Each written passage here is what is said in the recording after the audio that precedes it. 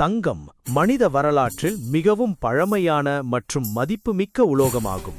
கிமு 3000 ஆண்டுகளிலேயே எகிப்தியர்கள் தங்கத்தை ஆபரணங்களாகவும் அரச அதிகாரத்தின் அடையாளமாகவும் பயன்படுத்தினர். அதன் பிரகாசமும் அழியாத தன்மையும் காரணமாக தங்கம் செல்வத்தின் சின்னமாக கருதப்பட்டது. பழங்காலத்தில் ரோமர்கள் மற்றும் கிரேக்கர்களும் தங்கத்தை நாணயங்களாக வடிவமைத்து வணிகத்தில் பயன்படுத்தினர். இந்தியாவில் தங்கம் மத கலாச்சார நிகழ்வுகளில் முக்கிய பங்கு வகிக்கிறது. திருமணம், விழாக்கள் போன்றவற்றில் தங்க ஆபரணங்கள் அவசியமாக கருதப்படுகின்றன. நடுத்தர காலத்தில் தங்கம் அரசுகளின் செல்வமாக சேமிக்கப்பட்டது. பின்னர் உலக நாடுகள் தங்கள் நாணய மதிப்பை தங்கத்துடன் இணைத்தன. இன்றைய காலத்தில் தங்கம் முதலீட்டிற்கும் பாதுகாப்பான சொத்தாகவும் பார்க்கப்படுகிறது. பொருளாதார சிக்கல்களில் கூட அதன் மதிப்பு குறையாமல் நிலைத்திருப்பதால் தங்கம் எப்போதும் மனிதர்களின் நம்பிக்கையை பெற்றுள்ளது.